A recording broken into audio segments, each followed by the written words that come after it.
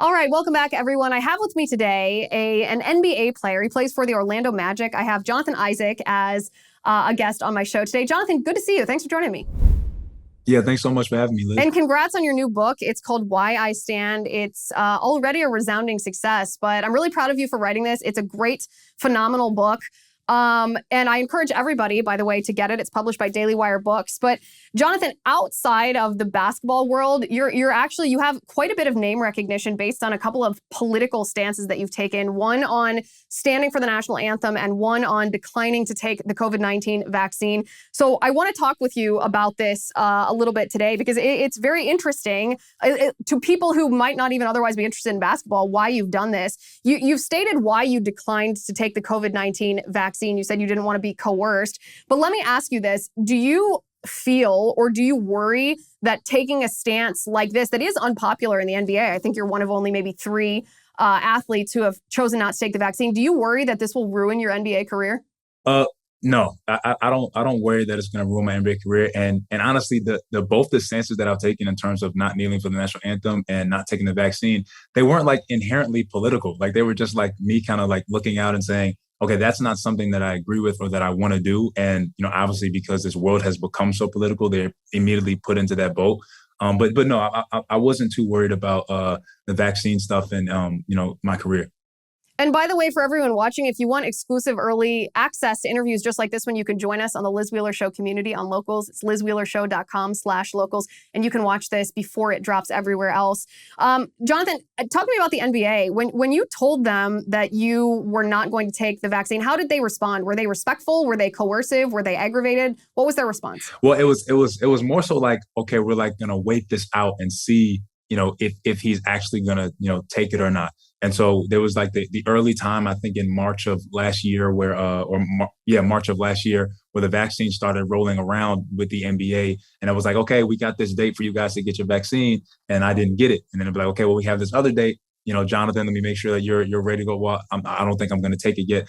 And obviously they had those measures in place where it was like, you wouldn't be able to eat with your teammates. Some things that would make you like, you know what, I'll just take the vaccine so I don't have to go along with these, rules or whatever. But I still just decided not to take it. But it wasn't a necessary person that was like, you have to take it or trying to coerce me. It was more so just like more like the feeling of it where it was forced. And what do your teammates think of this? Have they been, how have they reacted? Well, honestly, they've been fine. My teammates did, support me from the onset about the vaccine stuff. And I've had conversations with guys, later than now that a lot of this stuff is passed, where it's like, look, if they try to do that again, I'm not taking it. And so I think early on it was more so just guys just going with the flow, where it's like, this is what they're saying is the right thing to do.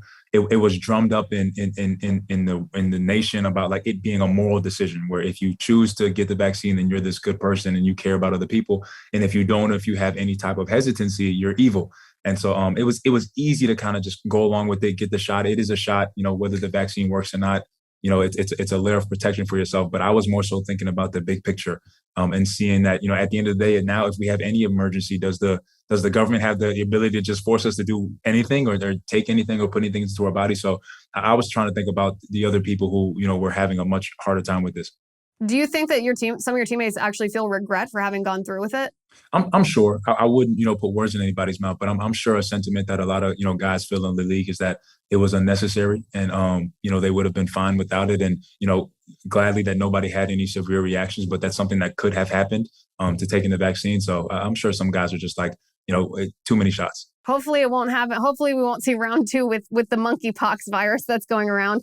Talk to me a little bit about your decision to stand for the national anthem. You were the only one standing. The rest of the team and your opposing team was kneeling. And you said that the reason that you did this was because you didn't think sloganeering and T-shirts were an adequate way to address problems. And you said that you believe that Black Lives Matter. Do you think that America, our country, is systemically racist?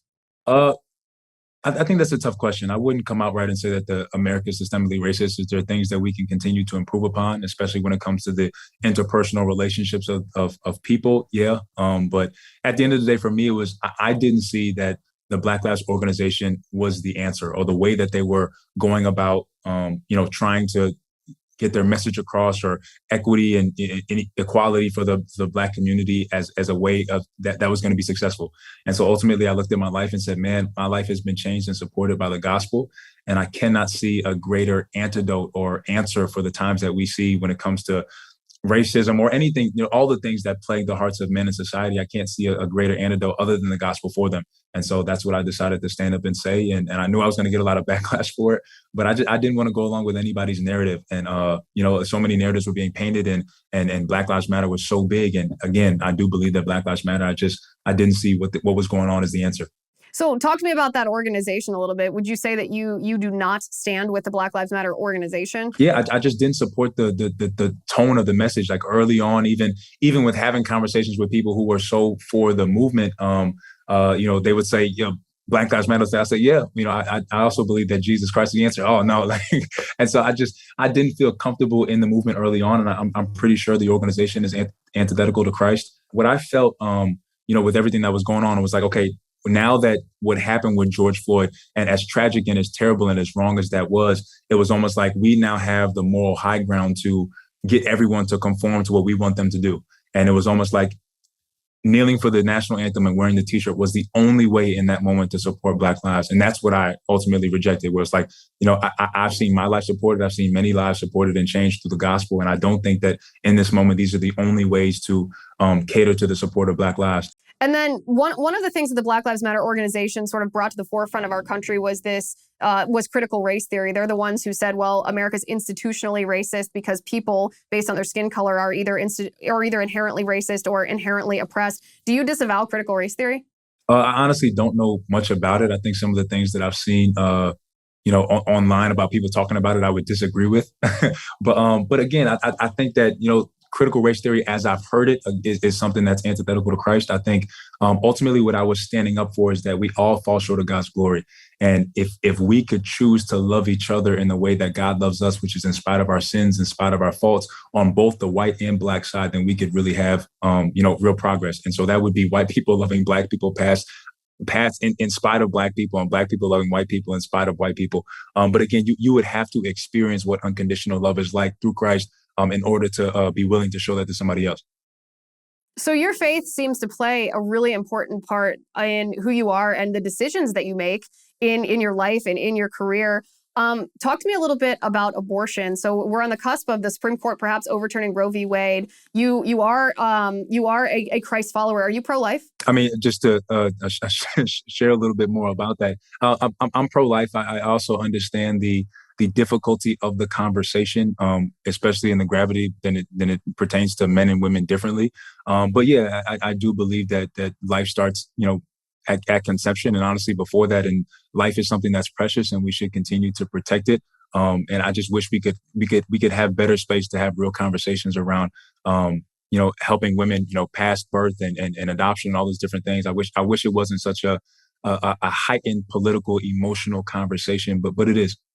Okay, talk to me a little bit about basketball again. So the NBA games have begun airing again on Chinese state-run television. It was not run on that television station. It's owned by the Chinese Communist Party for 3 years. It's kind of quietly been introduced again. My question to you, there's been obviously a lot of controversy on the NBA's relationship with the Chinese Communist Party, given the egregious human rights abuses in China. How do you think that the NBA should be handling this relationship? I mean, you as a basketball player yourself, you have fans in China. You want your fans, I'm sure, to have access to watch you and to be supportive, and you want to be in China. But how would you handle these deals between the Chinese Communist government officials who clearly are committing human rights abuses and the NBA? Well, I would first off by saying I don't necessarily know the intricacies of how all of that works. And so I might not be the best person to ask, even though I am in the NBA. But I think from my standpoint, if we would want things to be a certain way in America and to fight for freedoms and rights and all those different things, then I would want that to be a mirror to how I do business. And so at the end of the day, I think, the NBA is ultimately responsible to do whatever they want to do with and who they want to do it with. But if it would be a problem over here, I think it should be addressed about, something that's going on over there. All right. So one of the fun things that we're going to start doing is when I conduct these interviews is I'm going to ask my community of VIPs on locals to ask what questions you have for whoever I'm interviewing. And I want to start that today. If you want to, by the way, ask any questions in the future, you can join us at lizwheelershow.com/locals. Anybody who wants to ask a question to whomever I'm interviewing, I will post there.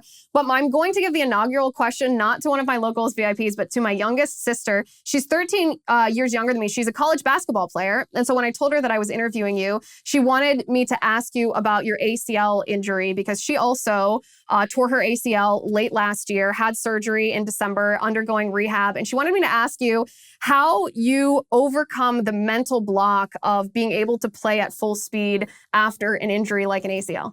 I think it's just something that takes time. You have to, it's a process. It's not something that comes overnight. You kind of just have to continue to work it day in and day out. Some days are really good. Some days are not that good. Sometimes you're second guessing yourself, but you kind of just got to play it out, continue to play it out until you build that confidence in your leg.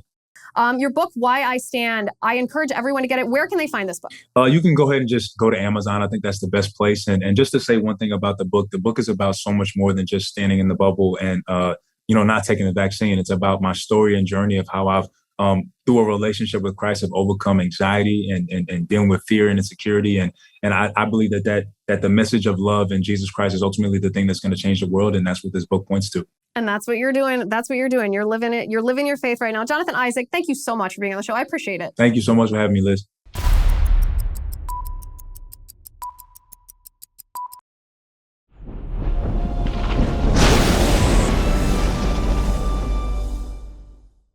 If you haven't already, give this video a thumbs up, hit the subscribe button below, and ring the bell to make sure you never miss a video.